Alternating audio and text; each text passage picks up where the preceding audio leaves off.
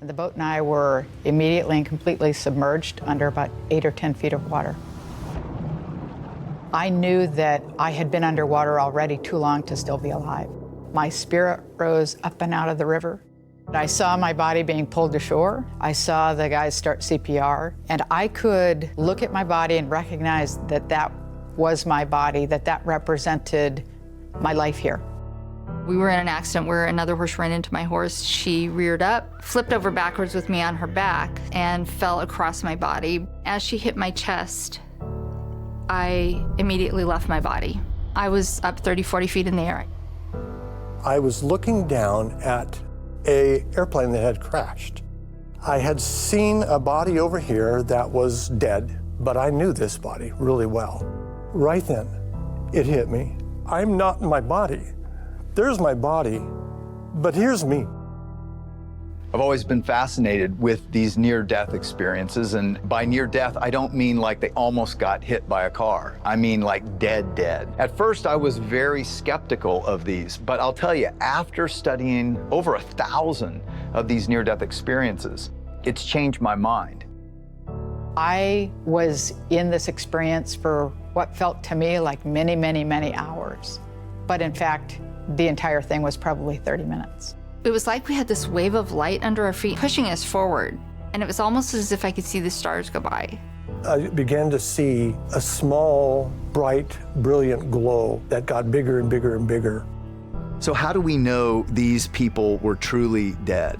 Doctors, cardiologists, oncologists have actually been able to look at medical records to show, yeah, these people were truly dead by all the ways that we would clinically talk about death. The 9 wheels of the driver's side of the truck just rolled over the car. So I was just really killed instantly, blunt force trauma. They pronounced me dead on the scene. As to how long I was clinically dead without brain function or heart function, at least 30 minutes. According to the medical records, it was 1 hour and 45 minutes that I was not breathing or heart beating during that time frame. So in the sense of a skeptic, I always tell them, you may say I didn't go to heaven, but you can't say I didn't die because it didn't have any brain wave at that time. That fact that the near-death experiences are occurring during that time, that consciousness should be a blank slate, is medically inexplicable. It should be impossible for them to be remembering anything. Having looked at my medical records, corroborated as many details as I could about the scene at the river, I ultimately concluded that my experience was outside the realm of science and outside the realm of medicine. Scientists postulate there must be at least 5 dimensions to make sense of some of the things science is discovering. Is it so crazy to think about what comes after this life?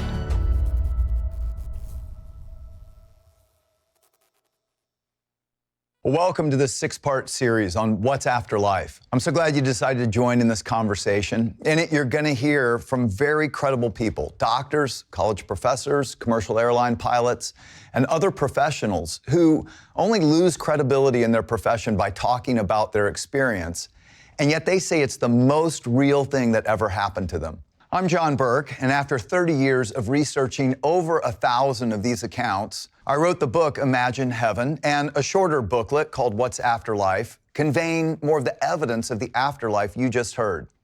I'll be your guide through this discussion on a topic that I think is relevant to all of us. Though we all avoid thinking about it, one day we will all pass from this life into whatever's after, or nothing. But one day for sure, all the pretty flowers, all the nice words people say at funerals, they will be for you. And people do say such nice things at funerals. You know, sad to think I'll miss mine by just a few days. But this topic, it's arguably the most important in life.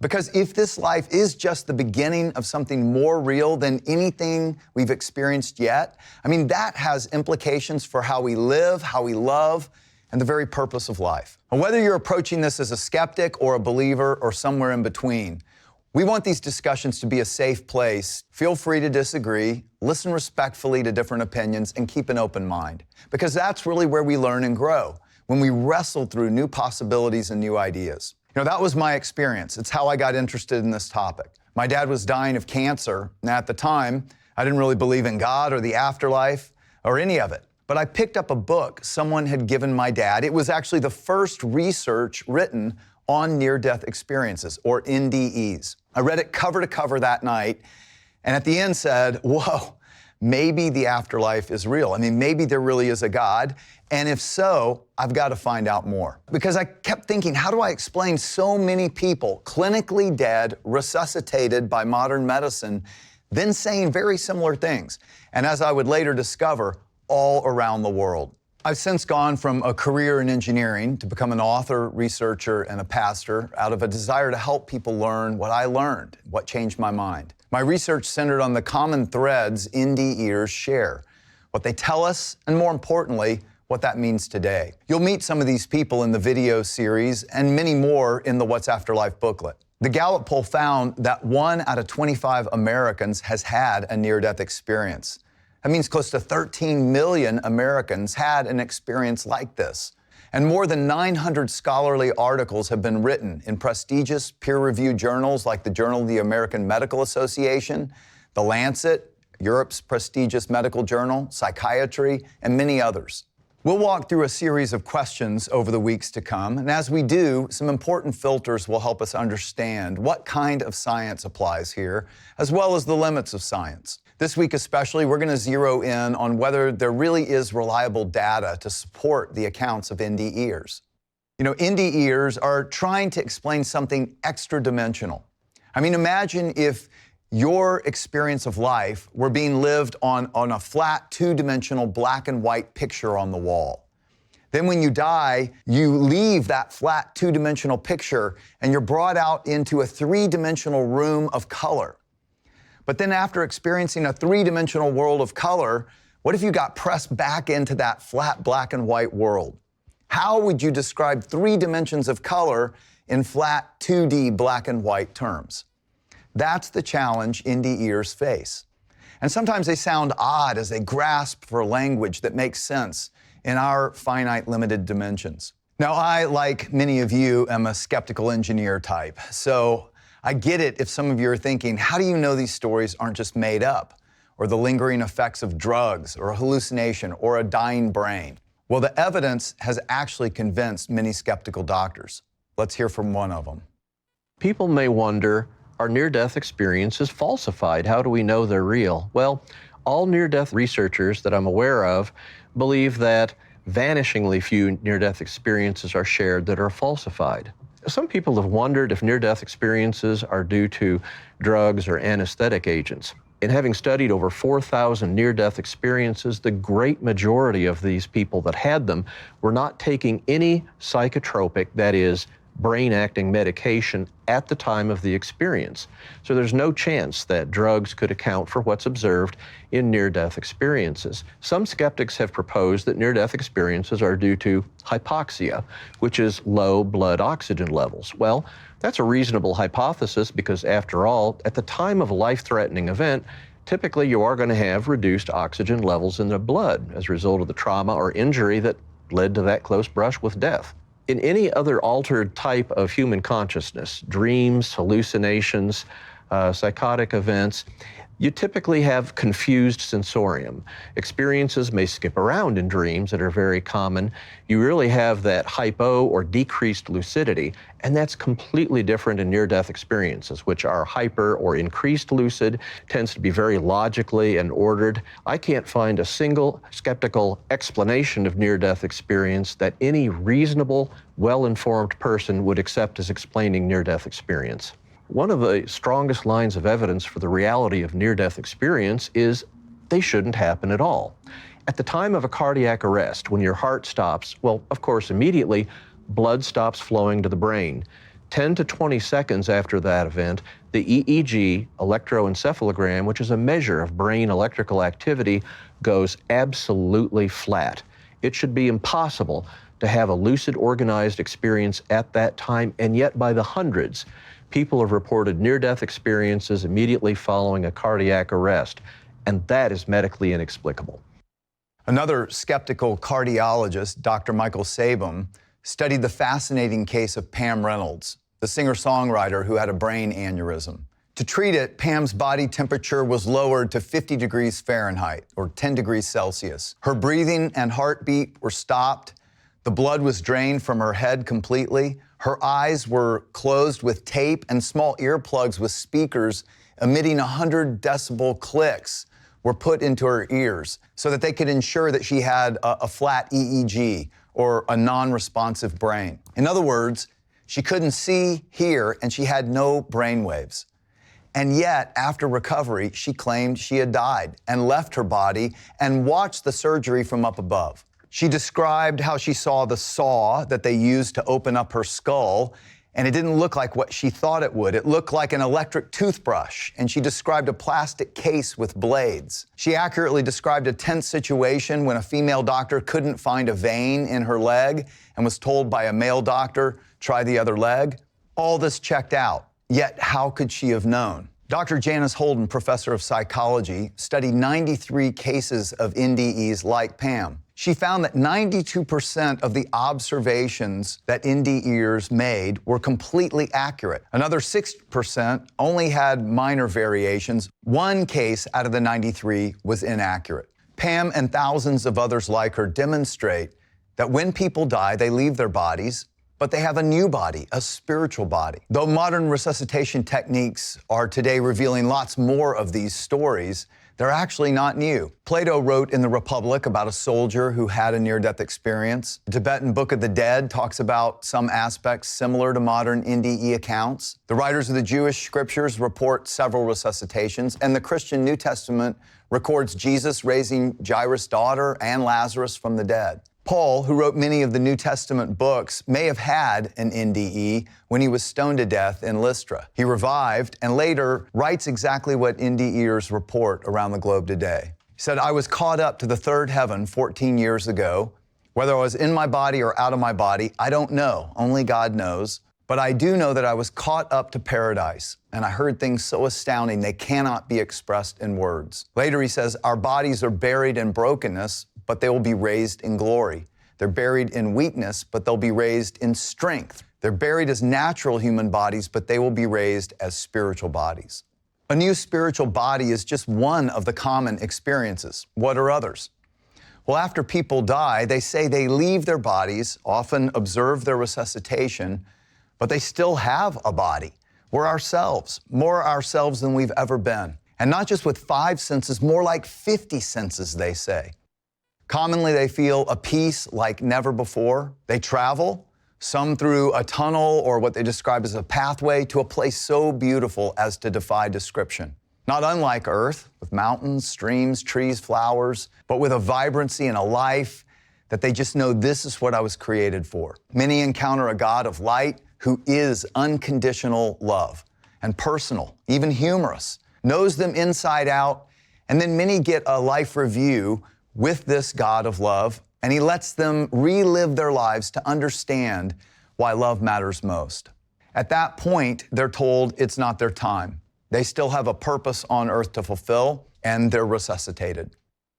They want to share this out of this world experience, but struggle to find words.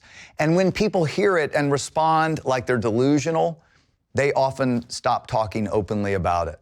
So what does all this mean? And if this is true, how might it affect our lives today? That's really what I want us to think about and discuss.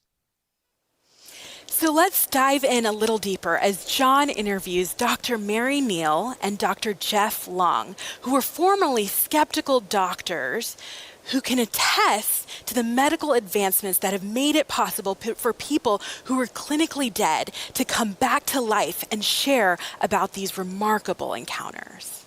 Well, if you just watched the evidence for the afterlife, I have 2 of the doctors here with me, Dr. Jeff Long and Dr. Mary Neal, and we're going to be diving into more of that evidence. How do we know these near-death experiences when someone clinically dies and revives and has a story to tell of life to come? How do we know those are actually true?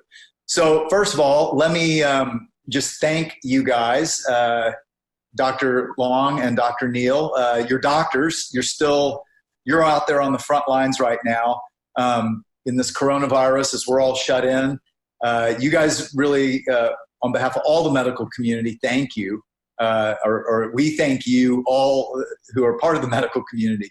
But tell us just a little of where you are, what you do, even maybe how this coronavirus is affecting you right now. Go ahead.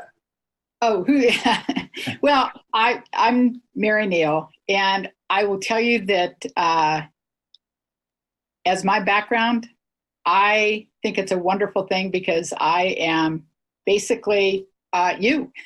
I grew up in the Midwest and was taken to Sunday school and was confirmed in the church, did all that thing, and then, like most of you, went off to college where I made a choice. I thought that I had to choose between science and faith. So I chose science. I went on to medical school and residency and fellowship, and I ran the spine service at University of Southern California and then moved to Wyoming, to God's country. And I know it's not Texas, but it's pretty beautiful. And I now live in Wyoming, and I practice as a spine surgeon. And these are trying times. I mean, it's a very difficult time to be alive, I think, without a foundation of faith. It's very difficult. You said you had a 14-hour surgery yesterday, didn't you? I mean, it was a long day. Wiped out. Yeah, I'm pretty tired, but it's such a privilege to be here today and share with you and share with your congregation, John. Thank you for that. Well, it's far beyond that. There are many people who, are listening in that just, probably checked in for the first time and are wondering what all this is about. Hey, Dr. Long, tell us just a little bit about your medical practice. Where are you? How's the coronavirus affecting you?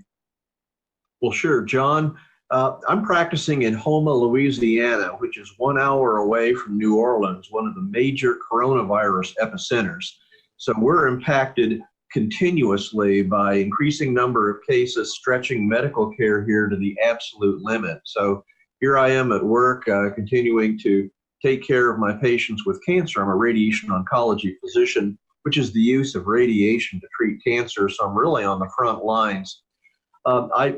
In addition to being a physician, I'm a near-death experience researcher. I've investigated over 4,000 near-death experiences and have written about some of the largest studies of near-death experience ever published. So that's been something I've been doing now for over 20 years. My journey in my near-death experience research has affected me profoundly. It has greatly increased my faith and understanding that there is a God, that there's an afterlife, that Jesus is a reality and not just a hypothesis. And it's really certainly step by step made me a better Christian. And John, especially in these trying times we have here where people are sick, dying at a level we've never seen in this area of Houma ever that I've been here, I think that ability to reach out to people with that courage, compassion, and that faith is more important now than it ever has been. Well, I think it's important for people to know that, kind of like Mary was saying, neither of you started there, did you? I mean, Dr. Neal, I'd love to hear a little more of your story, but I'm curious, just like if you had heard about a near-death experience before you actually had one, what do you think your response would have been? Or did you hear about them? Oh, no, I really had never heard of them until I died. And if I had heard of them, I'm pretty sure I would have just rolled my eyes and thought, that's a little out there. Because I will admit that when I did start having kids, I did take them to church.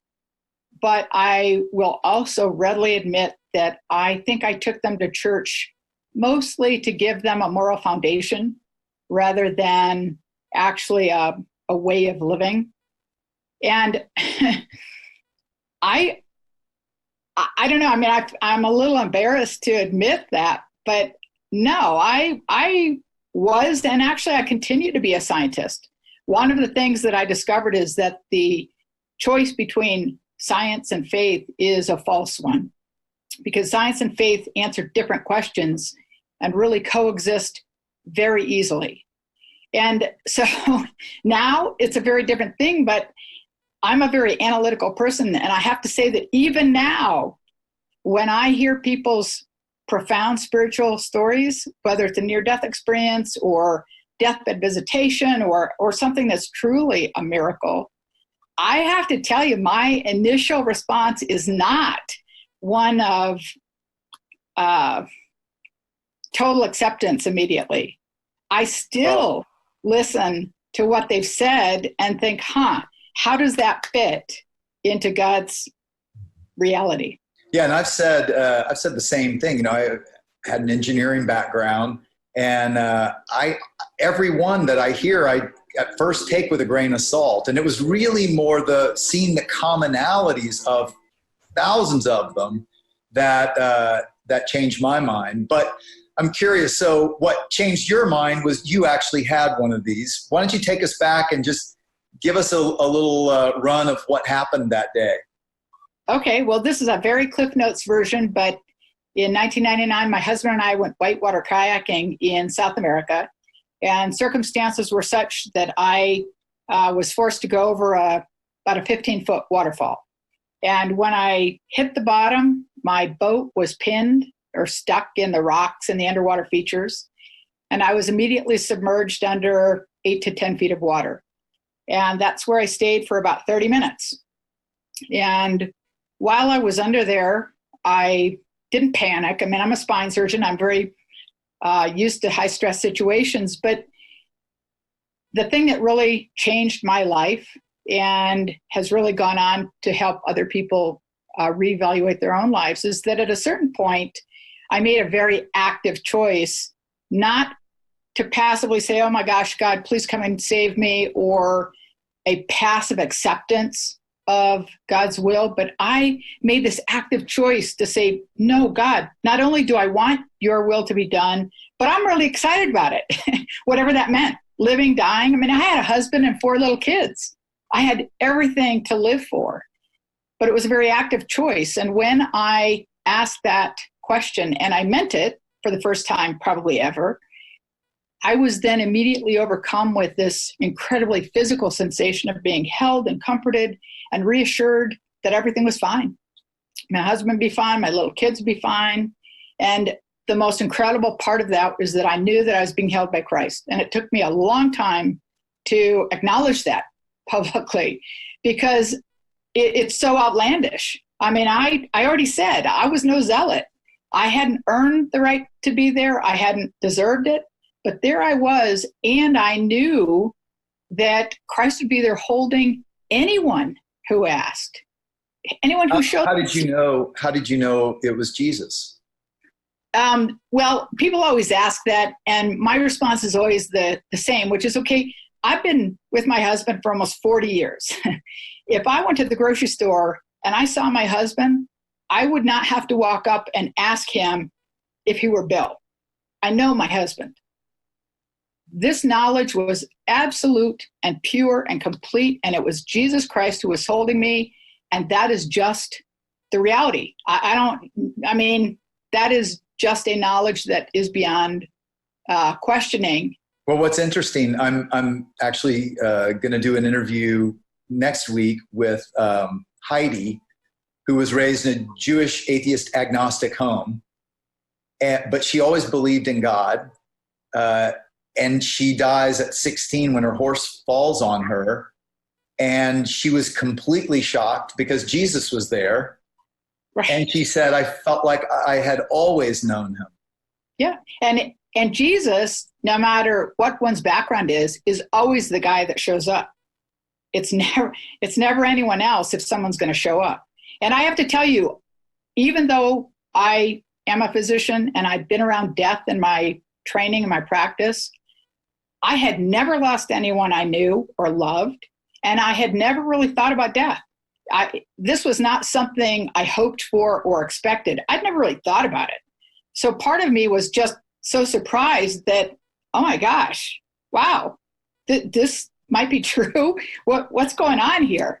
And then he took me through this life review that truly was nothing I could ever have imagined. It had everything to do with grace and absolutely nothing to do with guilt or remorse or regret or any of those destructive emotions. It had everything to do with grace and God's absolute love. It was nothing. I mean, I could start crying now if I really think about it. It was incredible.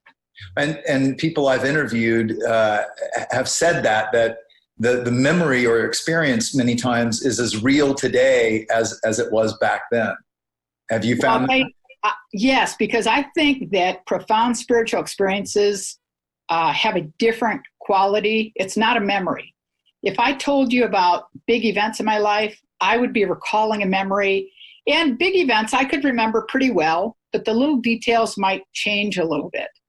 I think when it comes to profound spiritual experiences, when we describe them in the present tense. I mean, during all of these experiences, there's a shift in time and dimension, and I don't know the terminology that's accurate to describe it, but I know that when I describe my experiences, I am talking about them in the present tense. This is not a memory that I'm trying to recall. And I actually think that's what the Bible is. I mean, I always learned that the Bible was the inspired word of God, but I actually think it's people who were reliving present tense these profound spiritual experiences. So no, that's, my description and everyone's description is exactly the same one day later or 20 years later. The details never changed. Yeah, they never changed. Okay, now hold on for a second, because when I was still a skeptic, I would have probably been like, I don't know, 30 minutes. I mean, nobody stays dead 30 minutes. How did she know it was 30 minutes? Is there any proof it was 30 minutes? Maybe all of this is like delusion from the last dying effects of a brain. Maybe it's something we just don't understand yet. And I know, Dr. Jeff, you started there as well. So tell us, Jeff, what changed your mind? Well, sure. John, when I first read about near-death experiences, it was a medical journal article, the Journal of the American Medical Association, and I'd never heard the term before, and I was immediately astounded. Now, John, I'm a show-me type of person. I think extraordinary claims like near-death experiences, which bring forth consistently that message that there's an afterlife, a wonderful one for all of us, really requires extraordinary evidence. As a radiation oncology physician, I make day-to-day decisions that are life and death based on evidence. So no surprise, when I first read about near-death experience, I was skeptical. And I said, I want to find out the reality, the truth about near-death experience from the best source of evidence that I possibly can. That's when I put up my website, encouraging people to share their experience, immediately having a very validated, detailed questionnaire about that to answer the question that I had, the burning question, are near-death experiences for real? Well, that was over 20 years ago, and I can tell you after over 4,000 near-death experiences, overwhelmingly consistently, the message is absolutely yes. No doubt near-death experiences are real. I was astounded that I went from being a skeptic to being one who says, okay, that is stronger evidence for the reality of near-death experience than, frankly, most evidence lines I have to make my decisions to treat cancer patients. It's that strong. So that really, it's been a part of my life ever since, and it's just been a delight to hear near-death experiences. People share them with us every week, and then we have these beautiful experiences like what Mary just shared. It's become a very important part of my life and certainly increased my Christian faith enormously.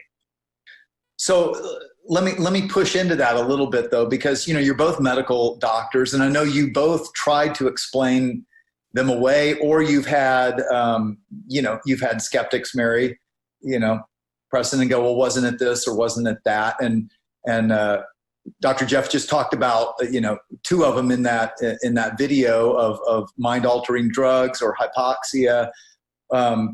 What are some other ones that you've heard, or what have you learned in looking into it? Okay. John, one of the more common things that people think near-death experiences must be because they're so unearthly is perhaps they're related to dreams. In the very first questionnaire that I ever put up over 20 years ago, I asked a very open-ended question. Was your experience dreamlike in any way? Suggesting that if there was anything about their near-death experience that was like a dream at all, they would say yes and share it. I have never been more embarrassed in the responses I got to questions from people that had near-death experiences. It was no, absolutely no, no way, it's nothing like a dream. And I really felt bad about asking that from near-death experiencers themselves. They were adamant beyond just about anything I've ever seen that near-death experiences have absolutely nothing to do with near-death experiences. And their clarity and how it's remembered verbatim years to decades after it happened, about its uniqueness from other life events, about that gripping sense of reality that they almost always have every time when they have a near-death experience. So nothing like dreams, a common skeptic question, not even close. Ask anybody who's had a near-death experience about that.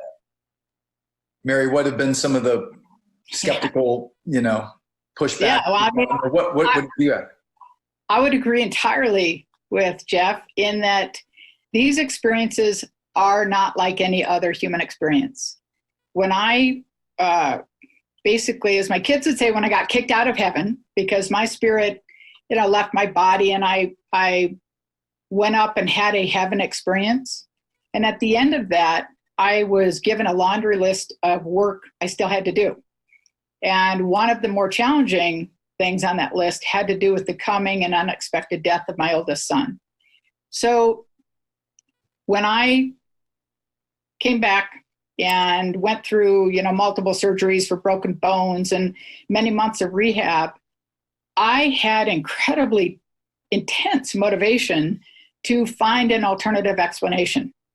Because you had I knew that if I could find any other sort of explanation, I would be able to discount everything I'd been told, including what I'd been told about the coming death of my son.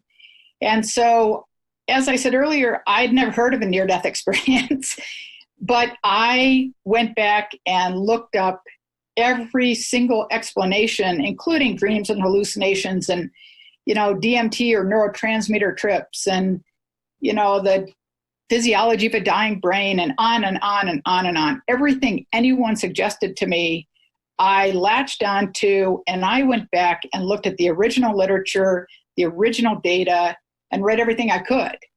And what I came to conclude, and I will say that was the first time I ever heard about near-death experiences, but what I concluded was exactly the same as what Jeff has concluded, which is these experiences are outside the bounds of science and outside the bounds of medicine. So I know people are wondering, so what happened? Did that happen to your son? Yes, actually. 10 years afterwards, he was hit by a car and killed entirely unexpectedly. And it was really a whole series of,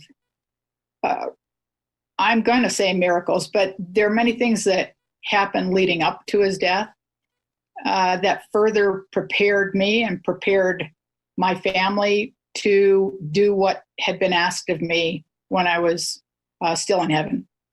And there are a number of things on that list that have come to pass and some that haven't. We'll see. I mean, doing what I'm doing now is part of it. It's not something I ever would have signed up to do. But you mean talking about this? Well, talking about this, like most people, I'm not really a public person. But the fact is, these experiences are incredibly common. There are millions of people in this country alone who have had these experiences.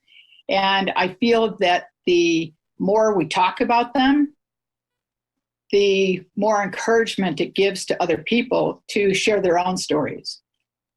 And through this experience, I have found that transformation comes when people experience things for themselves.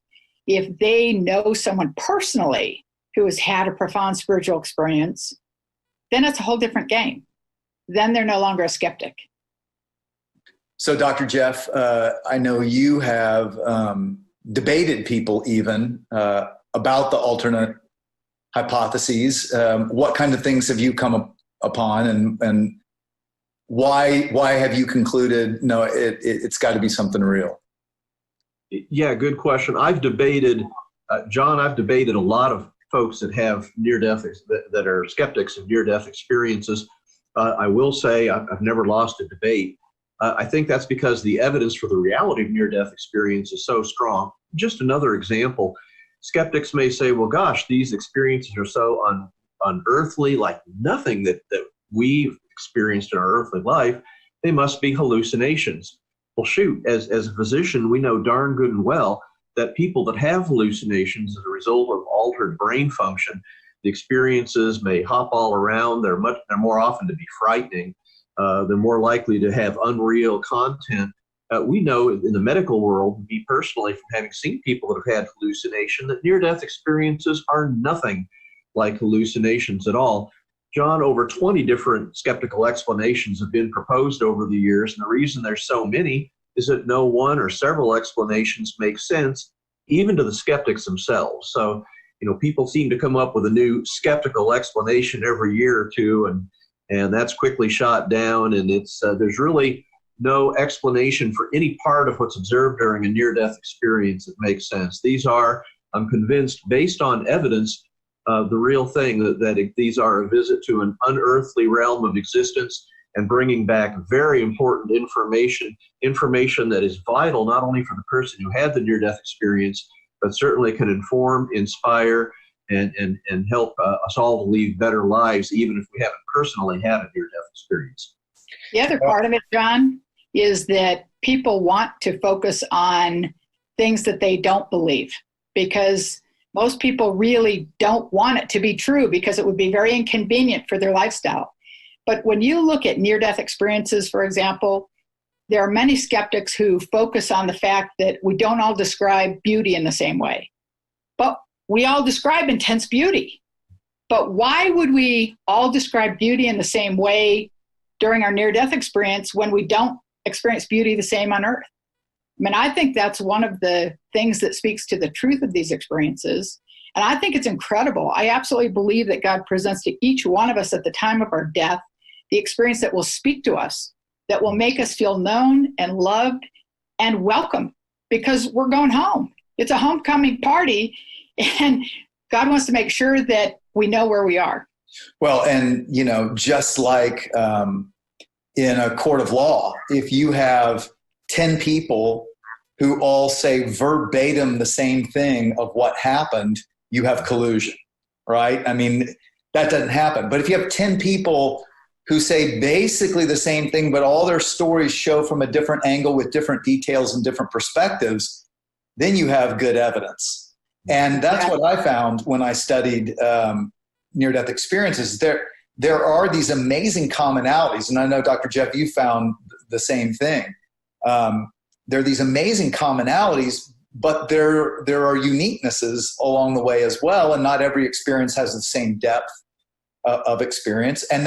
But when you have people saying basically the same structure of this organized experience that's more real than anything they've ever experienced, and they're saying it all over the globe, young and old, despite their cultural background, I just can't imagine. I just haven't heard anybody give a really good alternate explanation. It usually is, I don't want to think about it. And so it's this. Yeah, John, I couldn't agree more with that. That's exactly what I found too. I think every near-death experience researcher in history has been astounded, as you was and I was, at the amazing consistency of what happens during a near-death experience. In my over 4,000 near-death experiences, it can be the young and the old, same experience. Anywhere around the world, same experience. No matter what their prior belief system, what they believed in as far as religion goes, or even if they were atheists, remarkably, at that moment of their close brush with death, astoundingly consistent content in their near-death experience. That got my attention as a scientist. I know the foundation of science is what's real is consistently observed, and you absolutely have that in near-death experiences.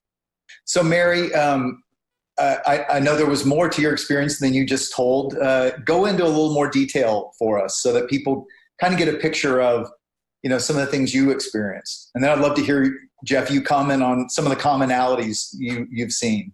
Well, of course, it would really take me about 2 hours, but I won't do that. You only had 30 minutes. Exactly. But I'll tell you, even to answer that question, I was kayaking there with professionals, and they are used to water rescue. They teach water rescue. And even though we were not in a hospital setting, this is what they do. And as soon as they figured out that there was a problem, they started their watch. They're very cognizant of time because they teach that. They know that time makes a difference. And so when I talk about almost 30 minutes, that's coming from them. All of those details are details that they have given me.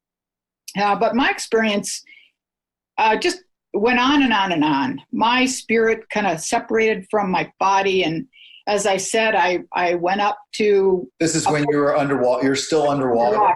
Yep. And are you aware that you're underwater? Well, I told you, I'm a very analytical person, and I could be helped by Christ. I could be taken through this incredible life review, but at the same time, I was still me. Perhaps my best me, but I was still me. And my little thought balloon to the side kept thinking, wow, this is really strange. I must have an air pocket or something. And every few minutes I would sort of do a little self-assessment exam, and I didn't have an air pocket. I wasn't breathing. I could feel the weight of the water. I could feel the plastic of the boat. And then I could feel the current working on my body, slowly pulling it over the front deck of the boat. And that's when my spirit also sort of peeled away from my body. And I could kind of feel that. It's not something I could ever verbally put in. I couldn't describe it. It was a very strange feeling. But then no, my spirit was sort of released to the heavens. And were you ever, I'm sorry, were you ever in pain, or were you feeling the drowning feeling? No, I have to tell you that when I grew up, I don't know why, but the only thing I was ever afraid of was drowning. I didn't care how I died. I just never wanted to drown. And so I would have imagined, well, I know, exactly. Never say never. I would have imagined being terrified. That was always my deepest fear. But instead, I had not the experience of being conscious and then unconscious, or alive and then dead. I had the most wonderful feeling. I had no fear. I had no pain. I mean, I could feel my legs breaking as I came over the front of the boat, and I questioned, like, gee, I should be screaming, but I wasn't. I felt great. I felt conscious, and then I felt more conscious. I felt alive, and then I felt more alive. As Jeff said, I mean, the intensity of reality, experience, color, aromas was something that we can't experience here. And so, no, I didn't have pain. I felt great. I mean, I thought, wow, dying's not so bad, But I did go up, and I was greeted by a group of people or spirits, beings, I'm not sure what to call them, who had known me and loved me as long as I have existed. And again, there was a shift of time and dimension so that I could look back at the river and I could see them doing CPR. I could see me.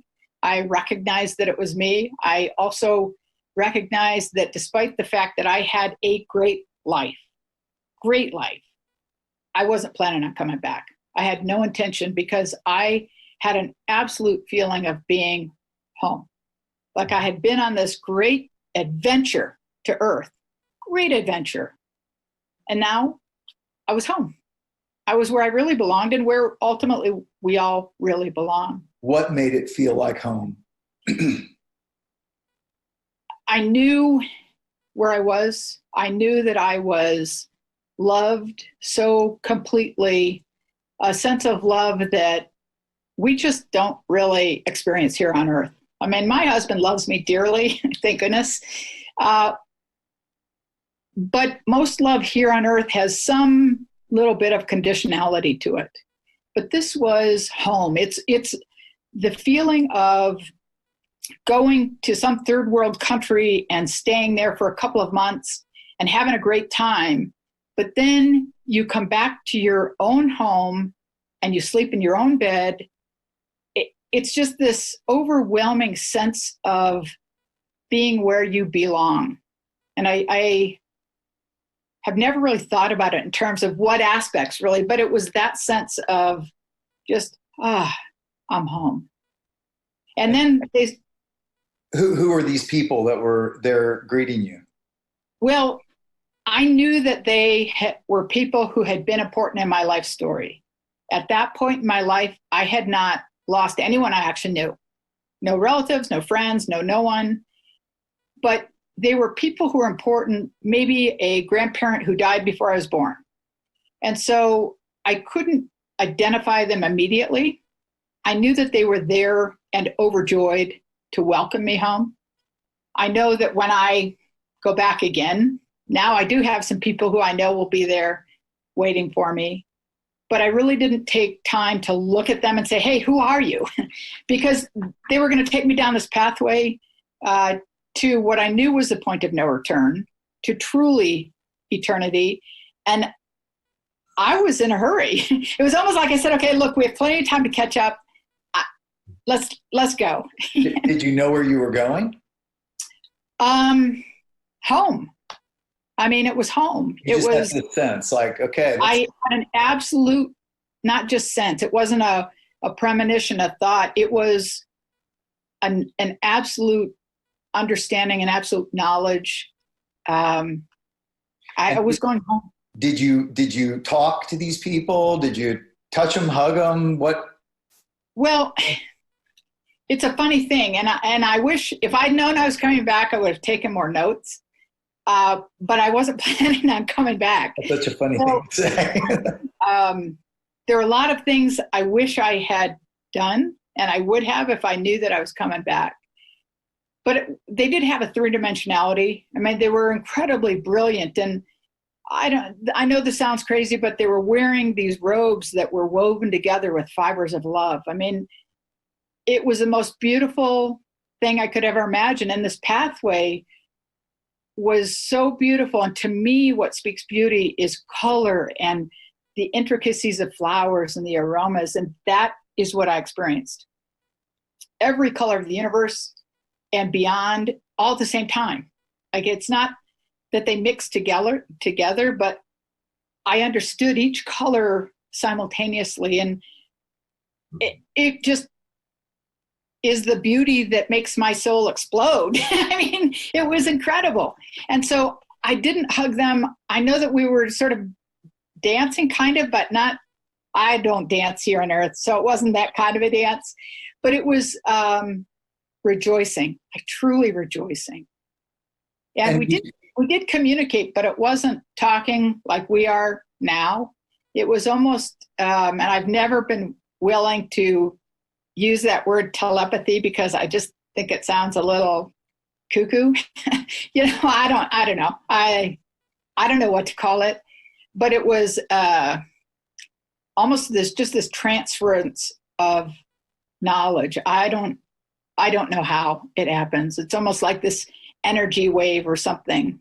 I mean, people have said it's like the thoughts, the feelings, everything, no misunderstanding, communication. No, absolutely no misunderstanding. Heart to heart. It's very pure. Very, very pure. I often imagine, golly, we live in such a veil of communication and such confused communication and so much misunderstanding. I mean, right. That would change everything. It would change everything, but I think that's part of our challenge. When I go back to my life review, one of the really life-changing parts of it was being placed back into really painful circumstances and situations, but placed there with an absolute understanding of the life story or backstory of everyone involved. And what I found is that with that understanding, the miscommunication's gone. The destructive emotions are gone, and they're replaced with compassion and love. And you're right, if we could absolutely communicate purely, it'd be a very different world. But that would change our experience here. So that's part of our challenge, I guess.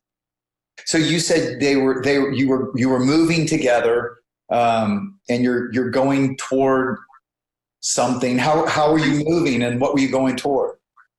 Well, we were moving along this incredibly beautiful pathway that sort of existed in the middle of nothing. I mean, I didn't really look around, I have to say, but I didn't really see anything underneath it to the sides. It was just sort of existing. And we were going to this great dome structure, for lack of a better way of describing it, that I knew was the point of no return. And how did you know that, and what does that mean? I just knew it. I just, and again, it's a funny thing. This kind of knowledge I'm talking about is sort of like if I gave you a wooden table and I told you it was wood, and you kind of knew it was wood because it looked like it, versus being the person who grew the tree, cut down the tree, milled the wood, and made the table. If you were that person, you would know it's wood, and it's just fact. Deeper knowledge. Right. And I knew that this was the point of no return, and I was never able to cross it. We stopped at this archway of sorts, and I was there for what seemed like many hours. I mean, I may have only been without oxygen for about 30 minutes, but it seemed to me like many, many hours. And we did communicate then. I mean, I had this incredible sense of absolute knowledge. I understood how it all works. I understood the divine order of the universe. And I kept trying to hop over the threshold, and I kept being prevented. Well, it's interesting because, that border or boundary, people describe as in my studies, people have described it in different ways, but there's an intuitive knowledge that this is the boundary you can't cross and still come back to life. In other words, my hypothesis is that truly is eternity. And that's where our decisions as well are eternalized. And I think that's why some people they're still making decisions even in that in between. I think that's true. Yeah. And it's a funny thing, because one would think that you wouldn't have that added time to make decisions, but I think we are still making decisions during that time. And it's only at that threshold then your choices become eternal. And time, how do you describe how time worked on the other side? Oh, time, and it doesn't make sense. And this is biblical, and now I understand it, but I would not have understood it before. There is no doubt that every moment expands into eternity, and all of eternity is in every moment. And I fully recognize that does not make sense, because it's very difficult to understand it. And none of us have the language to describe it. I, like you, always use the analogy of living in a two-dimensional world versus a three-dimensional world. If you live in a two-dimensional world, you can't describe the third dimension because you don't even have the vocabulary to communicate it. Is that what it felt like? Oh, absolutely. When I listen to other people describe their spiritual experiences, I know exactly when they lose their vocabulary. Because at a certain part in every experience, you lose words. Those words don't exist. And but so it sounds like it's life, like we know life. It is more? A more expanded life. It's a different life. It's not life. I do believe I was still me in terms of my best me, not my worst me. I do think, but I still think I had my same sensibilities. What I do not know is what happens beyond that threshold, because I didn't get beyond the threshold. But and so I don't know, even if we still have a three-dimensionality to us, it may be that my experience had a three-dimensionality of sorts, because that's what I would understand. And you knew yourself, you remember your history, it's all, you're still you. I did, but even remembering history is remembering it with a very, very different filter. Because in God's world, there are no destructive emotions. If you think about that pure communication, if you think about understanding and what that does in terms of creating empathy and love for people, it's with a different filter. I could remember all of my past, but I did not have, and still to this day, I do not ever feel regret, remorse, anger, bitterness, all of those destructive emotions. I don't feel anxiety or worry either for the future, because that's not part of the reality when you start talking about God's love and God's promises. So, Dr. Jeff, you've studied 4,000 of these all around the globe. What are some of the commonalities that line up with what you just heard Mary describe? Oh, that's a great question, John. And Mary, thanks for sharing that absolutely inspiring near-death experience. While to many viewers, they're going to say that what you shared, Mary, is absolutely astounding. They never heard anything like it. In my 4,000 near-death experiences, every major point that Mary made there, I've heard hundreds and hundreds of times. It's part of the detailed pattern of near-death experience. It's part of the reality of what we hear in near-death experiences. So just almost line by line from Mary's account there really happens. I mean, the concept of time either being radically different or non-existing in this unearthly, I call it heavenly realm, that's almost uniform in near-death experiences. That powerful sense in the near-death experience that you're home, this is your real home. Well, in fact, John, among the two most common words used to describe a near-death experience by those that have them, peace and love. I mean, but off the scale from anything they've known in their earthly life. Accelerated consciousness. I mean, can you imagine Mary's telling us that as so many others have shared their near-death experiences, you have a life review of much of your entire prior life while you're unconscious or clinically dead for minutes. That's just an example of the tremendous acceleration of consciousness you see during near-death experiences almost uniformly. So these are some of the commonalities that occur. It's in my opinion, that very unearthly aspects of near-death experiences, almost super normal from what our earthly sensations are like, that further bespeaks the reality and certainly our lines of evidence for the reality of near-death experiences. Well, hey, John, I just want to say one thing. I feel compelled to make this point because we're talking about near-death experiences. You're doing a huge series on near-death experiences. It is incredible. I mean, going home is beyond our wildest dreams. But that does not mean we should be longing to go home or that it's a better place, etc. Because being here on Earth is an incredible opportunity and an incredible adventure. And sometimes when I'm involved in talking about near-death experiences, I really want to dampen that a little bit, that enthusiasm, because the fact is, you know what, if you go again to a third world country and you have this incredible adventure, how miserable would it be if all you did was sit in your hotel room longing to go home? I mean, that's not why you go and experience things. We come to Earth for this incredible experience. When it's time to go home, we'll go home.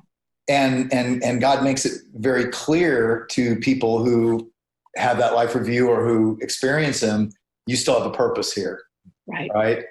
And, yeah, if you're not dead, you still have work to do. Well, yeah, and it matters, and it has to do with love, right? And how we treat one another, how we use our gifts to serve one another, and that it actually matters, it actually counts. And I like to say that too whenever I talk about this, because some people have very hard lives, and they're like, well, I'll just go there. Well, that actually is a bad idea, right?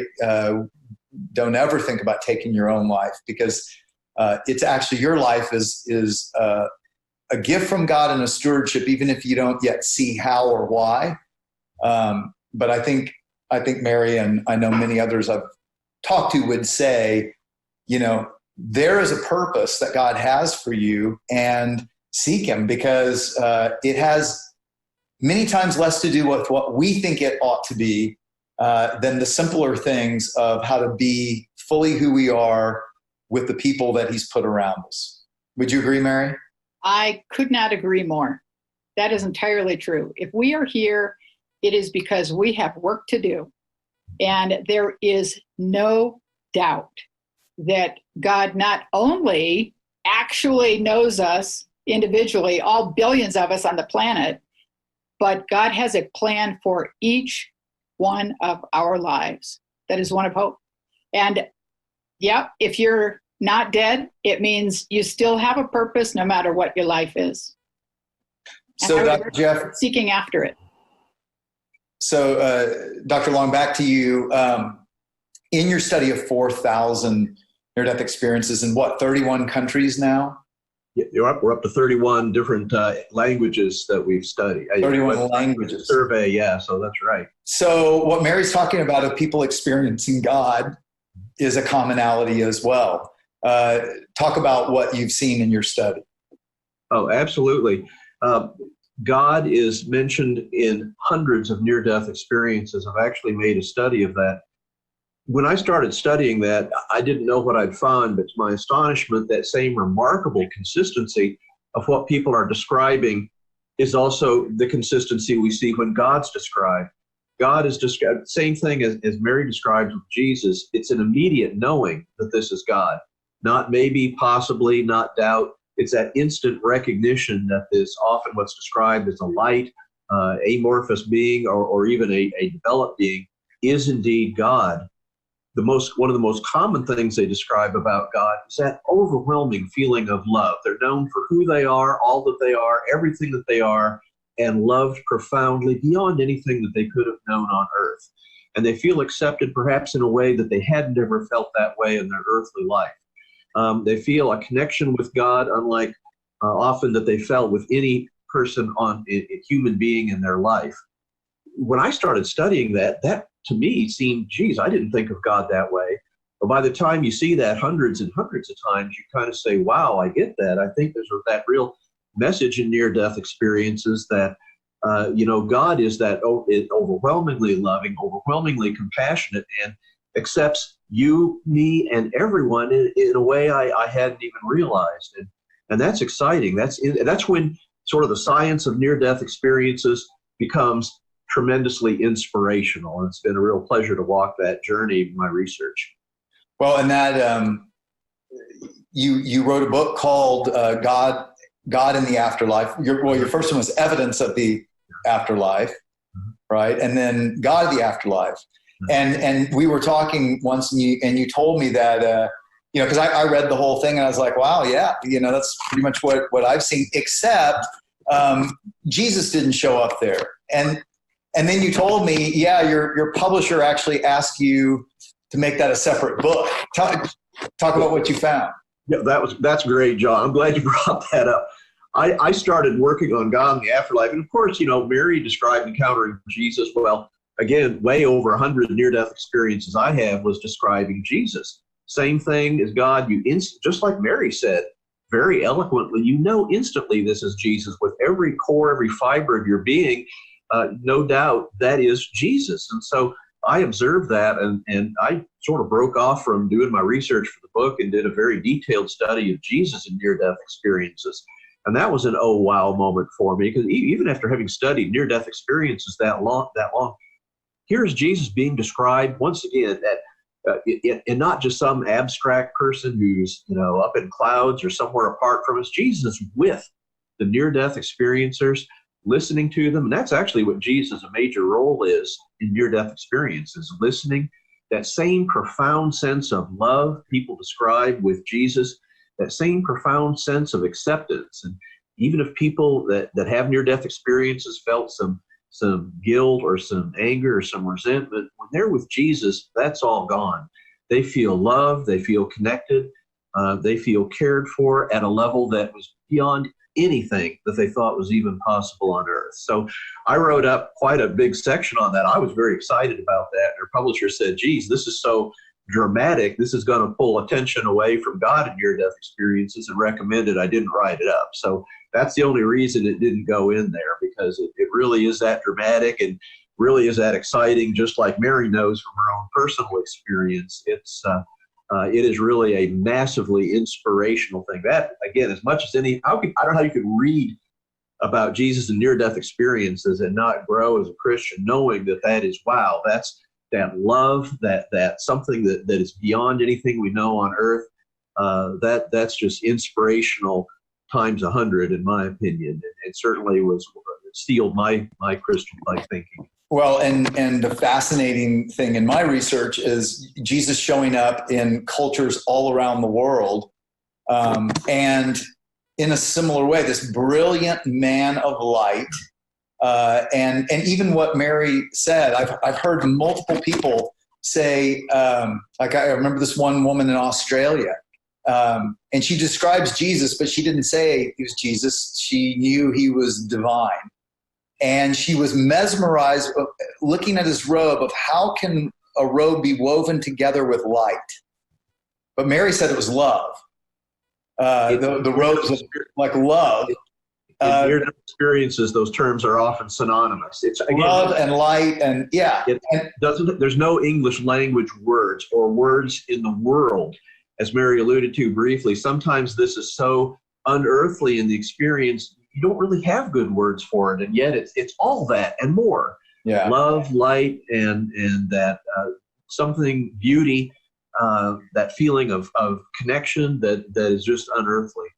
Yeah, and when you see Jesus showing up in experiences in India, this summer I had a woman, she didn't know I had researched 1,000 near-death experiences or written a book or anything, and I'm with her son, who speaks English, but they're from Iran, and she only speaks Farsi, and she starts telling me, she was related to the Prophet Muhammad.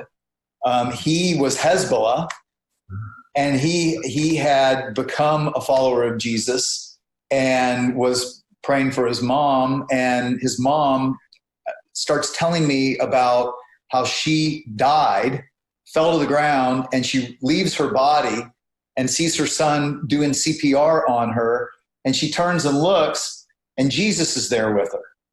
And she knew it was Jesus. And she's telling me this in Farsi, and she doesn't know anything about me. And, I had another one in Portuguese when I was in Brazil this summer, and people all around the world. And so I have a question for you, Mary, what was he like? My description is always the same, and it doesn't make sense.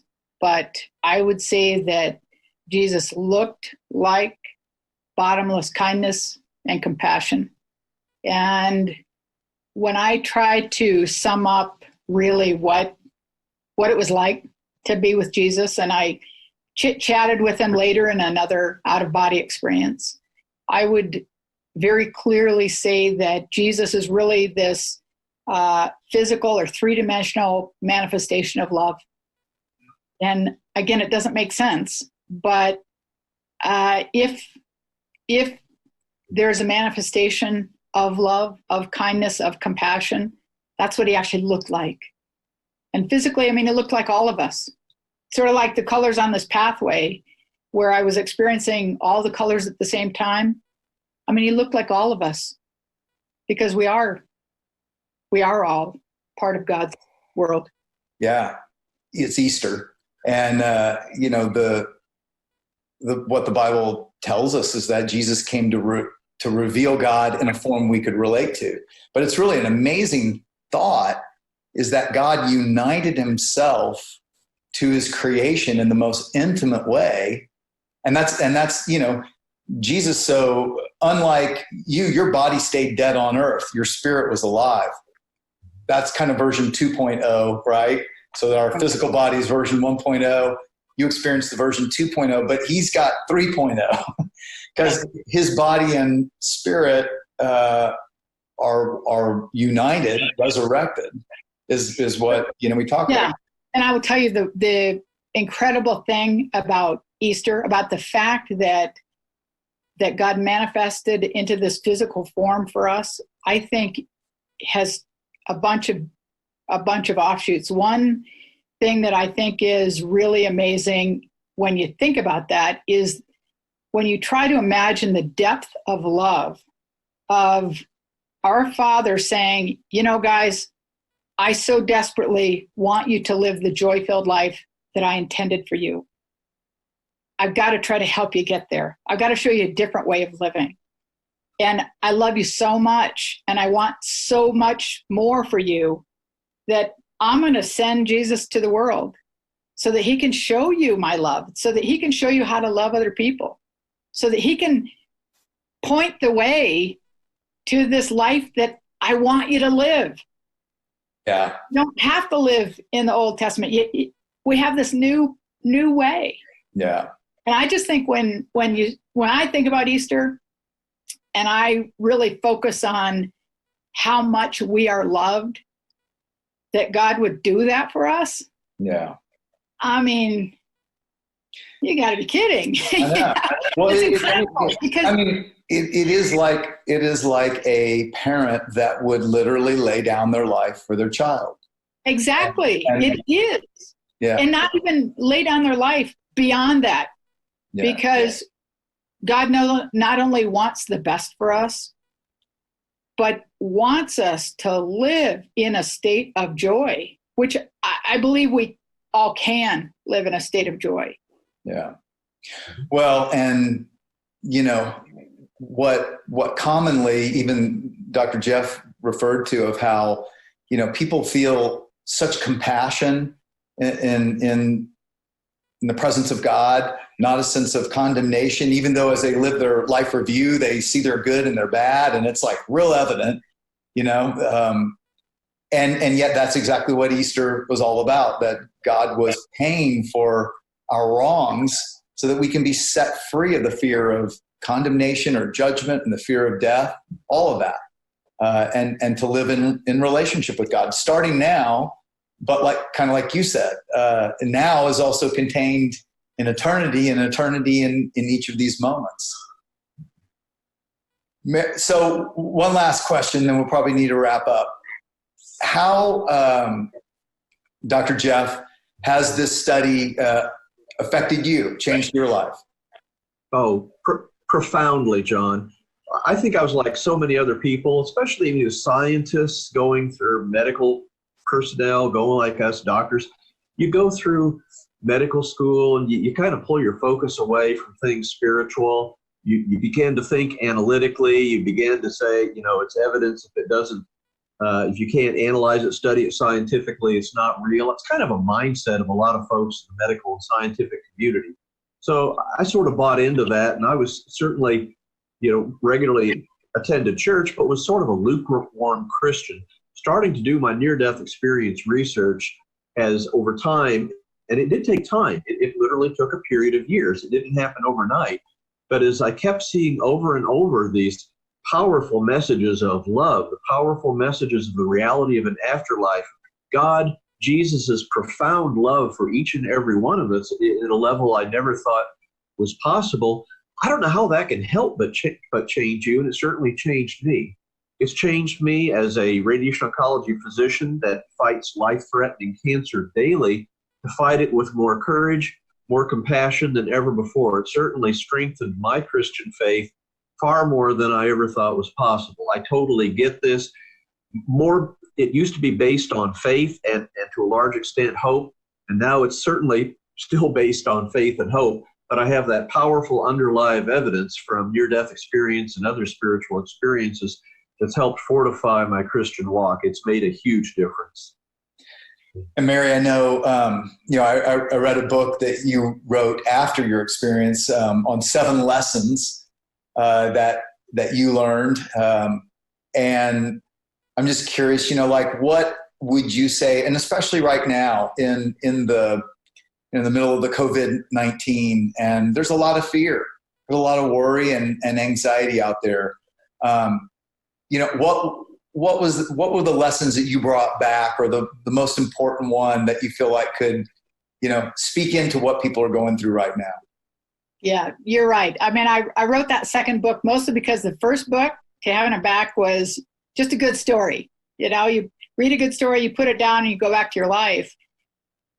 But every story, every experience is only valuable if it has the ability to change yourself or to change other people, which is why then I went on to write 7 Lessons from Heaven, because there is no doubt that the most meaningful part of this experience for me and also for other people has really been the understanding and acceptance that it's all true. It's real. There really is not only a God that knows us and loves us and has a plan for us, but there's a God who has made many promises to us. And if we can, and I believe everyone, even without a profound spiritual experience, can get to the point where they can choose actively to trust those promises. And I think it's in choosing to trust those promises, which I've been able to do because of my experiences, that propels us into this joy-filled life that I really strongly believe we are all meant to live, that we're all capable of living. It eliminates the destructive emotion. When I think about the current COVID-19 crisis, I realize that so many people are living in an intensified state of fear. But I think you have to identify what that fear is. And for most people, it's a fear of death, or a fear of a loved one's death, or a fear of losing your job, or all these fears that have to do with this unknown future.